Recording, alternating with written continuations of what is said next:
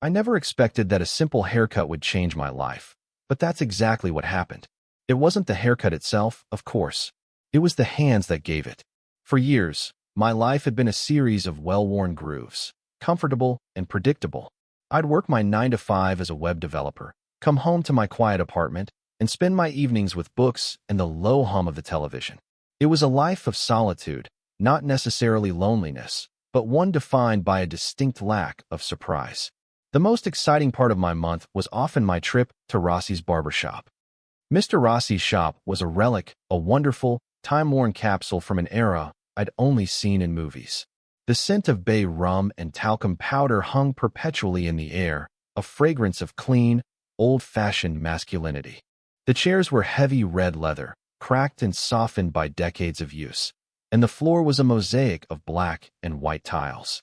Mr. Rossi himself, a stout man with a magnificent gray mustache and hands as steady as oak, had been cutting my hair since I moved to the neighborhood 5 years ago. He was a man of few words, but his work was impeccable, and the ritual of it was a comfort. But here's the thing. For the last year or so, there had been a new presence in the shop. Julian, Mr. Rossi's son. He was a stark contrast to the vintage setting he occupied. Where his father was compact and traditional, Julian was tall and modern, with dark, thoughtful eyes and arms covered in intricate tattoos that disappeared under the sleeves of his t-shirt. He moved with a quiet, confident grace that I found utterly captivating. I watched him from the corner of my eye during my appointments. He'd be sweeping up hair, polishing the mirrors, or just leaning against the counter, scrolling through his phone. He had this way of looking at things, a focused intensity that made you feel like he saw more than the rest of us. I assumed he was just helping out his dad, a temporary gig before he moved on to something bigger, something more suited to his vibrant energy. In my mind, he was the kind of guy who had a beautiful girlfriend, a loud group of friends, and a life that was the complete opposite of my own quiet existence. He was, to put it simply, unattainable. A piece of art in a museum you could admire but never, ever touch.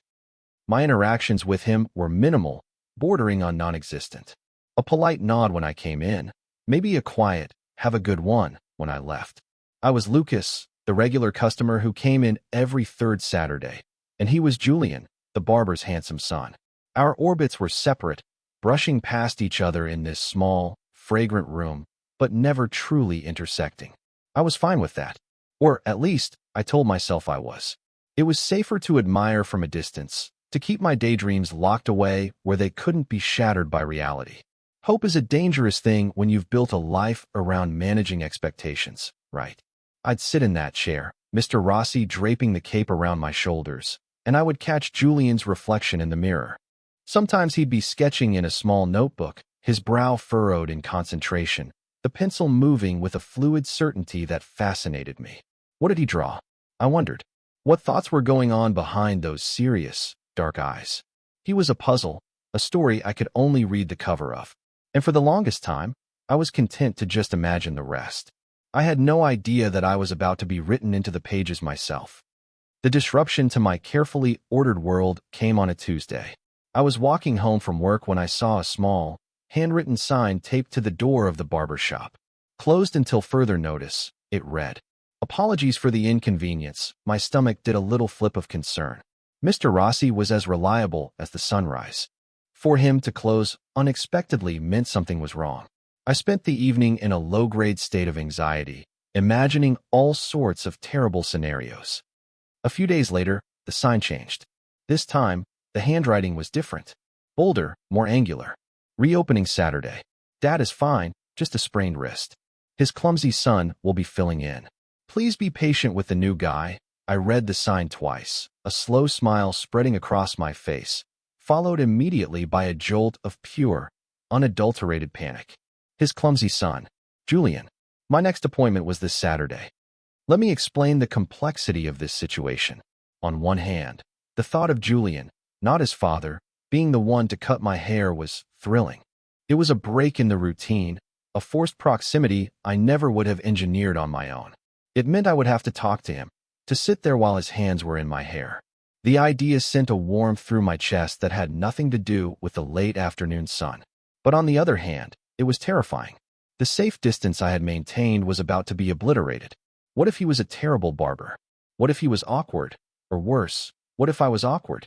What if he discovered I was a complete and utter mess when he was within a 3-foot radius? The next few days were a study in internal conflict. I considered canceling. I could let my hair grow out a little longer, find a different shop for a temporary cut. It would be the safe, logical thing to do. It would keep my daydreams intact, unblemished by the harsh light of reality. But another part of me, a braver, more curious part, refused to let the opportunity pass. When was I going to get a chance like this again? Life doesn't often hand you these little narrative shifts. You have to be willing to step into them. So, I decided to go. I told myself it was just a haircut. It was a simple transaction. I would go in, he would cut my hair, I would pay, and I would leave. Nothing had to change. But I knew, deep down, that was a lie. Something was about to change. The comfortable, predictable groove of my life was about to be altered, and I was both scared and desperate to see where the new path would lead. The carefully constructed wall between observer and participant was about to crumble. When Saturday arrived, I felt as nervous as if I were going on a first date. I changed my shirt 3 times, an absurd ritual for a trip to the barber shop. I finally settled on a simple gray Henley, hoping it projected an air of casual indifference I was far from feeling. I stood outside the shop for a full minute, taking deep breaths, the scent of bay rum already reaching me on the sidewalk. I could see him through the large plate glass window, sweeping the floor with a focused rhythm. He looked different without his father there. The shop seemed to belong to him in that moment, the space filled with his energy alone. Taking one last steadying breath, I pushed open the door. The little bell above it chimed, announcing my arrival. Julian looked up from his sweeping, and a slow, easy smile spread across his face. It was the first time I had ever seen him direct a real smile at me, and it felt like a switch being flipped on inside my chest. "Hey, Lucas, right? You're on time." He knew my name. Of course, he knew my name. I was a regular, but hearing him say it felt significant. It felt personal. "Yeah, that's me." I managed, my voice sounding a little strained. "How's your dad doing?" "He's good. Thanks for asking," Julian said, leaning the broom against the wall. "He's just frustrated he can't work. Driving my mom crazy, I think," he chuckled, a low, pleasant sound. "Go ahead and have a seat. Can I get you anything? Water, coffee?" The offer was new. Mr. Rossi was more of a get-in, get-out kind of barber. This small gesture of hospitality felt like Julian's own touch on the business. "I'm okay. Thanks," I said, sliding into the familiar leather chair. It felt completely different knowing he would be the one standing behind it. He draped the cape around my shoulders, his fingers brushing against the back of my neck. The touch was light, professional, but it sent a shiver down my spine. I stared at my own reflection in the mirror, my eyes wide and nervous. I hoped he couldn't see the frantic pulse beating in my throat. "So, just the usual?" he asked, his voice close to my ear. His reflection stood behind mine, his dark eyes meeting my anxious ones in the glass. Yeah, the usual is perfect," I stammered. He picked up the comb and scissors, his movements less practiced than his father's, but more deliberate, more artistic. As he began to work, a comfortable silence settled between us, broken only by the soft snip of the scissors. I found myself relaxing, lulled by the familiar sound and the surprisingly gentle way he handled my hair. He wasn't clumsy at all. He was careful, precise. Then, he started to talk. It began with simple questions about my job, what a web developer actually does. I explained it as best I could, and to my surprise, he seemed genuinely interested. He asked thoughtful follow-up questions, not just nodding along politely. And as I spoke, he started to share things about himself. "My dad always wanted me to take over the shop," he said softly, concentrating on the line around my ear. "He thinks it's a noble trade, you know, working with your hands. And it is. But," he paused, sighing lightly, "I always wanted to be an artist. A painter, specifically." There it was. The sketchbook. The focus gaze. It all clicked into place. This wasn't just a temporary gig for him. It was a duty, a favor to the father he clearly loved, but it wasn't his passion. "What kind of stuff do you paint?" I asked, my curiosity overpowering my nervousness. His eyes lit up in the reflection. "Landscapes, mostly. And portraits. I love trying to capture not just what a person looks like, but who they are. The expression in their eyes, the way they hold their mouth when they're lost in thought. That's the real challenge. We kept talking as he switched from scissors to clippers. He told me about his small studio apartment, the one with the good morning light, and the canvases that were stacked against every wall. He talked about his frustration with not having enough time to paint, and his secret fear that he wasn't good enough to make a living from it. It was a confession of vulnerability that I never expected. The confident, unattainable man I had constructed in my mind was being replaced by someone real, someone with insecurities and dreams that felt incredibly relatable. He was no longer just the barber's handsome son. He was Julian, the artist who loved portraits, who worried about disappointing his father, who had a laugh that was warm and genuine. The distance between us was shrinking with every word, with every soft snip of the scissors. As he was finishing up, brushing the loose hairs from my neck with a soft brush, his hand lingered for a moment on my shoulder. It was a small, simple gesture, a friendly touch. But in the context of our conversation, of the unexpected intimacy that had bloomed in the space of 30 minutes, it felt like so much more. It felt like a connection, a tiny spark in the quiet, bay rum-scented air. "There," he said, stepping back to admire his work. "What do you think? Not too bad for the clumsy son, huh?" He was smiling in the mirror, a teasing, self-deprecating light in his eyes. And I smiled back, a real, unforced smile. "It's perfect, Julian." "Thank you." When I paid, our fingers brushed as he handed me my change. This time, I didn't flinch. I just felt a quiet, hopeful warmth spread through me. As I walked home, I knew I had been right. Something had changed. And for the first time in a long time, I couldn't wait to see what would happen next. Over the next couple of weeks, the barber shop became my new favorite place. Mr. Rossi's wrist was taking its time to heal, which meant Julian was still running the show. I started finding excuses to go back. My beard needed a trim. My sideburns were getting a little unruly. It was transparent, I'm sure, but Julian never called me out on it. He just smiled that warm, easy smile whenever the bell above the door chimed and I walked in. Each visit was like adding a new chapter to a story I was desperate to read. We fell into an easy rhythm, our conversations flowing more naturally each time. I learned that his favorite color was a deep, moody indigo. I learned that he was a terrible cook but made an amazing cup of coffee. He learned that I was obsessed with old science fiction novels and that I had a laughably bad sense of direction. We were filling in the sketches of each other, adding color and shading, creating something that felt real and substantial. He showed me his sketchbook one afternoon when the shop was empty. It was filled with incredible pencil drawings. There were rough, powerful landscapes and, as he'd said, portraits. The faces were so expressive, so full of life. He had captured the weariness in an old woman's eyes, the mischievous grin of a child. He was incredibly talented, and seeing his work felt like being let into a secret, private part of his world. I felt my admiration for him deepen into something more profound. The small moments of connection began to accumulate, each one like a carefully placed stone building a bridge between us. There was the time he insisted on making me one of his famous coffees, our hands touching as he passed me the steaming mug. There was the shared, uncontrollable laughter when a customer's small dog escaped, and we had to chase it around the shop.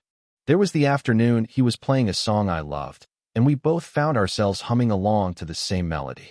Each moment was charged with a quiet significance, a low hum of unspoken potential that vibrated just beneath the surface of our conversations. I was living in a state of suspended hope. It was a beautiful, fragile feeling, but also a terrifying one. I was so afraid of misreading the signs, of projecting my own desires onto his simple acts of friendliness. Was this just how he treated all his customers? Was he just a naturally warm and open person? The fear of rejection was a constant companion to the burgeoning excitement in my heart. But the pull toward him was stronger than the fear. Then came the day of the turning point. It was a late Thursday afternoon, the sky outside a bruised purple with the threat of rain. I had come in for a beard trim, a legitimate one this time. The shop was quiet, just the two of us and the soft jazz playing from a small speaker in the corner. He had already finished the main part of the trim with the clippers and was preparing for the final, precise lineup with the straight razor. The mood felt different that day, more intense. The air was thick and still. He lathered the warm cream along my jawline and neck, his movements slow and deliberate. I watched his reflection in the mirror, his face a mask of concentration. He was so close I could feel the warmth radiating from his body. I could smell the faint, clean scent of his skin beneath the shop's familiar fragrances. My heart began to beat a heavy, frantic rhythm against my ribs. He leaned in closer to line up the edge along my cheek, his focus absolute. Then, he moved to work on the area just under my mouth. To steady his hand, to pull the skin taut for the blade, he did something that stopped my breath in my lungs. He gently placed the pad of his thumb against my lower lip. The contact was electric. It was a simple, functional touch, a barber's technique as old as the trade itself. But it felt like the most intimate gesture I had ever experienced. His thumb was warm and slightly calloused, and the gentle pressure sent a shockwave straight through my entire body. Time seemed to slow down, to stretch out into an infinite, silent moment. All I could feel was the warmth of his thumb on my lip. All I could hear was the blood rushing in my ears. I flicked my eyes up to meet his in the mirror. He was already looking at me. His concentration had broken. His dark eyes were wide, and in their depths, I saw the same surprise, the same dawning awareness that I felt. The air crackled with a sudden, undeniable tension. The razor in his other hand was forgotten. The world outside the small barbershop faded away. It was just the two of us, suspended in this charged silence, connected by this single, electrifying point of contact. His thumb didn't move. If anything, the pressure increased ever so slightly, a silent question. It was no longer a professional touch. It was a caress. It was a confession. It lingered there for what felt like an eternity, 2 seconds, maybe 3. And then, as if breaking a spell, he pulled his hand away abruptly. He cleared his throat, his gaze dropping back to his work, but his composure was gone. His hand was visibly trembling as he finished the last stroke with the razor. He didn't speak as he wiped away the remaining shaving cream with a hot towel. He didn't make eye contact. The easy, comfortable atmosphere between us had been shattered and replaced by something raw, thrilling, and terrifying. When he was done, he stepped back, his movements stiff and awkward. "All set," he mumbled, his voice rough. I slid out of the chair, my own body feeling unsteady. I paid in silence, our fingers deliberately avoiding contact this time. The air was thick with everything we weren't saying. I managed a quiet, "Thanks, Julian," and practically fled from the shop, the little bell chiming behind me like an alarm. I walked out into the cool, damp air, the first drops of rain beginning to fall, and I touched my own lip, right where his thumb had been. The skin still tingled, branded by the memory of his touch. Everything had changed. There was no going back to just being his customer. The only question left was, where on earth did we go from here? The days that followed were pure agony. My apartment, once a peaceful sanctuary, now felt like a cage where my thoughts circled endlessly. I replayed the moment with his thumb on my lip 1,000 times, analyzing it from every possible angle. It was like I was a detective examining a single, crucial piece of evidence. The gentle pressure, the way his eyes met mine in the mirror, the sudden, charged silence. Every detail was seared into my memory. My mind became a battleground between hope and fear. Hope insisted that the moment was real, that the connection I felt was mutual. The look in his eyes wasn't my imagination. The way his hand trembled wasn't just a random muscle spasm. It was a sign, a clear signal that he felt the same current of attraction that I did. This optimistic voice urged me to do something, to go back, to talk to him. But fear was a much more persuasive debater. It whispered that I had imagined everything. It was just a professional touch, and I had layered all my own longing and desire onto a completely innocent gesture. Maybe he pulled away so quickly because he sensed my reaction and was weirded out by it. Maybe his hand trembled because he was embarrassed for me. This voice painted a vivid picture of me going back to the shop, only to be met with awkwardness and pity. The thought of that humiliation was paralyzing. It made me want to hide, to never walk past that barbershop again. This internal war left me exhausted. I found it hard to focus at work. Code I could normally write in my sleep now looked like a foreign language. Food tasted bland. The world outside my head seemed muted and distant. My entire being was consumed by the analysis of this one, tiny moment and the enormous, unspoken thing it represented. I started taking a different route home from work, a longer way that purposefully avoided his street. The thought of accidentally seeing him through the window, of having to decide whether to wave or keep walking, was more than I could handle. It was an act of pure self-preservation. I was protecting my fragile hope from the possibility of a crushing reality. It was cowardly, I knew, but it was all I could manage. A week went by like this, a week of overthinking and avoidance. I was miserable. The vibrant, hopeful connection that had been blooming in my life was now a source of intense anxiety. The silence stretched on, growing heavier with each passing day. What was he thinking? Was he replaying the moment too? Or had he already forgotten it, moved on, dismissing it as a strange, awkward encounter with a customer? I had no way of knowing, and the uncertainty was eating me alive. I knew this couldn't last. I was either going to lose my mind, or I was going to have to do something. Hiding forever wasn't an option. Then, I saw a new notice on the community board in my apartment building. Mr. Rossi was hosting a small welcome back event at the shop that weekend to thank the customers for their patience. He was officially coming back to work on Monday. The news hit me with the force of a physical blow. Time was up. My window of opportunity, this strange, magical period where the shop belonged to Julian, was closing. If I didn't do something now, the dynamic would shift back. He would recede into the background again, becoming the barber's son, and I would go back to being a regular customer. The unspoken tension between us would curdle into a permanent, unaddressed awkwardness. The bridge we had started to build would collapse. I had to know. I had to take the risk. Fearful or not, I had to walk back into that shop. I didn't go to the welcome back event. I couldn't face the idea of a crowd, of seeing him with his father, of having to make polite small talk. It had to be just the two of us. So, on Friday evening, an hour before closing time, I walked the familiar route to the shop. My heart hammered against my ribs with every step. My palms were sweating. I felt like I was walking toward a cliff, and I had no idea if I was about to fly or fall. I paused outside, peering through the window. The shop was empty except for him. He was wiping down the leather of one of the chairs, his back to the door. This was it. Taking a deep, shaky breath, I pushed the door open. The little bell chimed, and the sound seemed deafeningly loud in the quiet room. Julian froze. He turned around slowly, the rag still in his hand.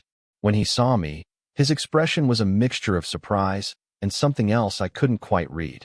He looked guarded, nervous. The easy warmth that had once defined our interactions was gone, replaced by the heavy, awkward tension from our last encounter. "Lucas," he said, his voice quiet. I didn't expect to see you." "Yeah," I said, my own voice barely a whisper. I had no plan, no prepared speech. I had just shown up, propelled by a desperate need for clarity. I stood there just inside the door, feeling like an idiot. I wanted to get some of that, hair stuff. The pomade, it was a pathetic excuse, and we both knew it. He nodded slowly, not moving from his spot. "Right." The pomade, the silence stretched between us again, thick and suffocating. I could feel my courage dissolving with every second that passed. This was a mistake. I should just buy the pomade and leave. But then he spoke again, his voice low and earnest. "Hey, can I be honest with you about something?" My heart leaped into my throat. This was it, the moment of truth. I just nodded, unable to speak. He finally moved, setting the rag down on the counter and turning to face me fully. He looked incredibly vulnerable. "The other day," he started, his eyes fixed on mine. "When I was, lining up your beard. I'm sorry if I made you uncomfortable. That was unprofessional." My stomach dropped. So that was it. He was apologizing. He was trying to smooth things over, to reset our relationship back to barber and client. The fear in my head had been right all along. But then he kept talking, and the words he said changed everything. "The thing is," he continued, taking a hesitant step toward me, "it wasn't just unprofessional. I mean, it was that too, but it wasn't an accident. I've wanted to. I don't know. I've been noticing you for a long time, Lucas. Way before my dad hurt his wrist." The air left my lungs in a rush. I stared at him, dumbfounded. He had noticed me? For a long time. I didn't know how to say anything. He confessed, a faint blush creeping up his neck. "You'd come in, so quiet and polite, and I was just the guy sweeping the floor. And then when I had to take over the shop, getting to talk to you, getting to know you, it's been the best part of this whole thing." He let out a shaky breath.